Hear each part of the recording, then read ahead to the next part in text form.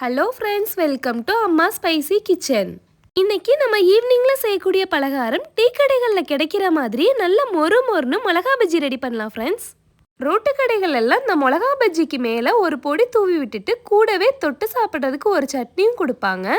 அது ரெண்டும் டேஸ்டா எப்படி வீட்டிலேயே செய்யலான்னு இந்த வீடியோல பார்க்கலாம். அது மட்டும் இல்லாம குழந்தைகள் கூட சாப்பிடலாம், துளி கூட காரம் இருக்காது. எண்ணெயும் குடிக்காம மிளகா பஜ்ஜி செய்யறதுக்கு நிறைய டிப்ஸ் அண்ட் ட்ரிக்ஸ் ஷேர் பண்ணிருக்கேங்க. ஃபுல் வீடியோவை ஸ்கிப் பண்ணாம பாருங்க ஃப்ரெண்ட்ஸ். இந்த ரெசிபி பிடிச்சிருந்தா ஒரே ஒரு லைக் மட்டும் கொடுங்க ஃப்ரெண்ட்ஸ்.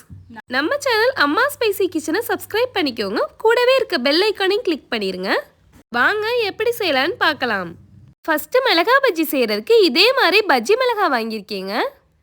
பெரிய மிளகாயை விட சின்ன மிளகாயில தான் காரம் ரொம்பவே அதிகமாக இருக்கும். முதல்ல இதில் இருக்க சின்ன மிளகாயெல்லாம் தனியாக எடுத்துக்கலாம். இதோட காரம் போகிறதுக்கு அடியில் லேசாக கட் பண்ணி விட்டுட்டு ஒரு கீரல் போட்டு விட்டுறலாம். பெருசாக வேணாங்க, சின்னதாக ஒரு கீரல் போட்டால் போதும். இதே மாதிரி எல்லா மிளகாயும் கட் பண்ணிட்டு ஒரு பாத்திரத்தில் சேர்த்துக்கிறேன். இதில் நல்ல சூடான தண்ணி, அதாவது சுருக்குன்னு சூடான தண்ணி மிளகா மூழ்கிற அளவுக்கு சேர்த்துட்டு 2லேருந்து 3 நிமிஷம் வரைக்கும் வைக்கணும். இடையில 2 தடவை இதே மாதிரி கிளறி விட்டுக்கோங்க. அப்போ மிளகாயில இருக்க காரம் எல்லாம் தண்ணியில இறங்கிரும்.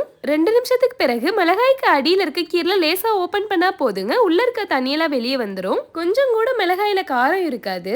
முழு மிளகாய்க்கு இந்த மெத்தடை யூஸ் பண்ணிக்கோங்க. அடுத்ததா பெரிய மிளகாயை கட் பண்ணிக்கிறேன். அடியில கொஞ்சமா வெட்டிட்டு 2 பீஸா கட் பண்ணிக்கிறலாம். நடுவில் இருக்க விதைகள்லாம் நீக்கிட்டோம்னா காரம் இருக்காது. இந்த விதைகள் தான் காரம் கொடுக்கும். அதை எடுத்து விட்டுட்டு பெரிய மிளகாயை 2, 3 அல்லது 4 பீஸா கூட கட் பண்ணி பஜ்ஜி ரெடி பண்ணிக்கிறலாங்க. இப்போ விதையெல்லாம் நீக்கிட்டு இதே மாதிரி 2, 3 பீஸா கட் பண்ணி வச்சிருக்கேங்க. முழு மிளகாயும் உள்ள இருக்க தண்ணியெல்லாம் வடிச்சிட்டு எடுத்து வச்சிருக்கேன். அடுத்ததா பஜ்ஜிக்கு மாவு மிக்ஸ் பண்ணிக்கிறலாம். மெஷர்மெண்ட் கப்பில் நல்லா குவிச்சு வச்சு 2 கப் நல்ல குவாலிட்டியான கடலை மாவு எடுத்திருக்கேங்க.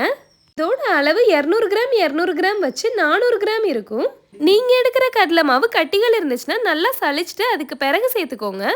அடுத்ததா பாத்தீங்கன்னா அரிசி மாவு எடுத்துக்கலாம். இடியாப்ப மாவு மாதிரி நல்லா நைஸான மாவா எடுத்துக்கணும். மெஷர்மெண்ட் கப்லயே 1/2 கப் எடுத்துக்கிறேங்க. இதோட அளவு 100 கிராம் இருக்கும். 2 கப் கடலை மாவுக்கு 1/2 கப் அரிசி மாவு சேர்க்கணும். உங்ககிட்ட மெஷர்மெண்ட் கப் இல்லாட்டி வீட்டில் இருக்க கிளாஸ்லயோ கப்லயோ கூட அளவு எடுத்துக்கோங்க. கூடவே 2 டேபிள் ஸ்பூன் மைதா மாவு சேர்த்துக்கலாங்க. டீ கடையில் வாங்குற மிளகா பஜ்ஜிக்கு மேலே ஒரு ஷைனிங் இருக்குங்க. அதுக்கு தான் நம்ம மைதா மாவு சேர்த்துக்கிறோம். அது மட்டும் இல்லாமல் இந்த கடலை மாவும் அரிசி மாவும் ஒன்று சேர்க்கறதுக்கு இந்த மைதா மாவு தான் பைண்டிங்காக இருக்கும். 1/2 டீஸ்பூன் மஞ்சள் பொடியும் 1 டேபிள் ஸ்பூன் மிளகாய் பொடியும் சேர்த்துக்கலாம். கூடவே 1 டீஸ்பூன் பெருங்காய பொடியும் 1 டீஸ்பூன் தூளுப்பும் சேர்த்துக்கிறேங்க.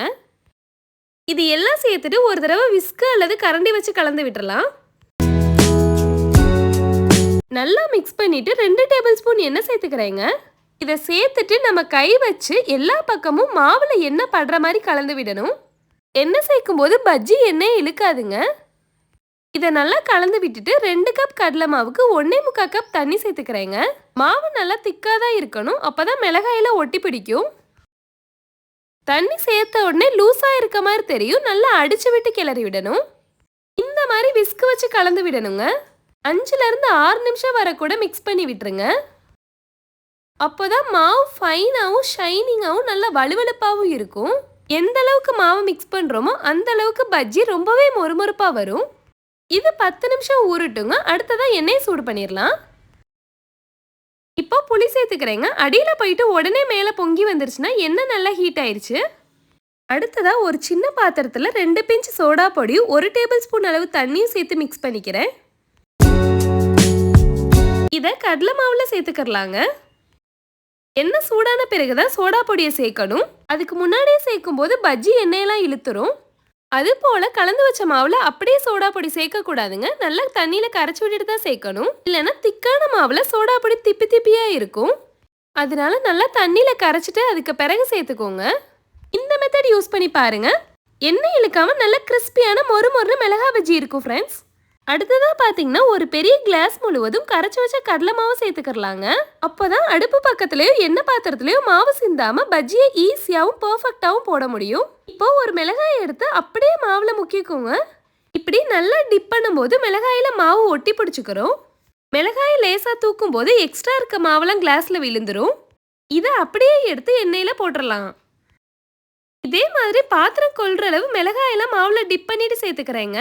பஜ்ஜிலையும் மாவு அதிகமா ஒட்டியிருக்காது. மாவு எங்கேயும் சிந்தாது, நல்லா பெர்ஃபெக்டான பஜ்ஜியும் போட முடியும். பாதி அளவு வெந்த பிறகு அடுத்த சைடு திருப்பி விட்டுறணும். இனி மீடியம் தீயிலே வச்சு எல்லா சைடும் திருப்பி திருப்பி விட்டு நல்லா வெந்த பிறகு எண்ணெயோட சலசலப்பெல்லாம் குறையணும். பஜ்ஜியும் பொன்னிறமா மெத்து மெத்துன்னு இருக்கும். இப்போ வெளியே எடுத்துடலாம். நம்ம மிளகாய அடியில கீறி விட்டுட்டு தான் பஜ்ஜி போடுறோம். எண்ணெயில தெரிக்காது, காரமும் இருக்காது. எண்ணெய் இழுக்காம மொறு மொறுன்னு சூப்பரான மிளகா பஜ்ஜி ரெடி பண்ணியாச்சு ஃப்ரெண்ட்ஸ். இதே மாதிரி எல்லா மிளகாயும் பொரிச்சு எடுத்துக்கிறேன். பெர்ஃபெக்டான மிளகா பஜ்ஜி ரெடி பண்ணியாச்சு. அடுத்ததா இதுக்கு மேல தூவுற பொடி எப்படி செய்யலாம்னு பார்க்கலாம். ஒரு ஈரமில்லாத மிக்ஸி ஜார் எடுத்துட்டு 1 டீஸ்பூன் மிளகு சேர்த்துக்கிறேன். 1/4 டீஸ்பூன் சீரகமும் 1/4 டீஸ்பூன் உப்பும் சேர்த்துக்கிறேன். கூடவே 1/2 டீஸ்பூன் மிளகா பொடியும் சேர்த்துக்கலாம். கொஞ்சமா பெருங்காய பொடியும் 3 டேபிள் ஸ்பூன் அரிசி மாவும் சேர்த்துட்டு நல்லா ஃபைன் பவுடரா அரைச்சுக்கறணும். அவ்வளோதாங்க, மிளகாய் பஜ்ஜிக்கு மேல தூவி தர பொடி ரெடி ஆயிடுச்சு. கூடவே கடைகளில் தொட்டு சாப்பிட்றதுக்கு ஒரு சட்னியும் கொடுப்பாங்க. அது ரொம்பவே டேஸ்டாகவும் வாசனையாகவும் வீட்டிலே எப்படி ரெடி பண்ணலான்னு பார்க்கலாம். அதுக்கு ஒரு மிக்ஸி ஜார் எடுத்துக்கிறேங்க. 1 கப் தேங்காய் துருவல் சேர்த்துக்கிறேன். சின்னதாக ஒரு துண்டு இஞ்சியை தோல் சீவிட்டு குட்டி பீஸாக கட் பண்ணி வச்சுருக்கேங்க, அதை சேர்த்துக்கலாம். அடுத்ததாக 3 பச்சை மிளகா சேர்த்துக்கிறேங்க. மிளகாய் பஜ்ஜியில் காரம்லாம் இருக்காது, அதனால உங்கள் காரத்திற்கு ஏற்ப கூட்டியோ குறைச்சோ சேர்த்துக்கோங்க. அடுத்ததாக 2 டேபிள் ஸ்பூன் வறுத்துட்டு தோல் நீக்கி நிலக்கடலை சேர்த்துக்கிறேன். ஒரு சின்ன துண்டு புளி சேர்த்துக்கணுங்க. அதிகமாக சேர்க்க வேணாம், கொஞ்சமாக சேர்த்துக்கோங்க, ரொம்பவே டேஸ்டாக இருக்கும். தேவைப்படுற அளவு உப்பு சேர்த்துக்கலாம். 1 கப் அளவு தண்ணியும் சேர்த்து நல்லா நைஸாக ஃபைன் பேஸ்ட்டாக அரைச்சிக்கிறலாங்க. இது நல்லா அரைச்ச பிறகு கொஞ்சமா மல்லி இலை, 3லிருந்து 4 புதினா இலையும் சேர்த்துட்டு ஒரு தடவை மிக்சியில ரிவர்ஸ்ல அரைச்சுக்கறணும். இந்த புதினா மல்லி இலை நைஸா அரைச்சிடக்கூடாதுங்க.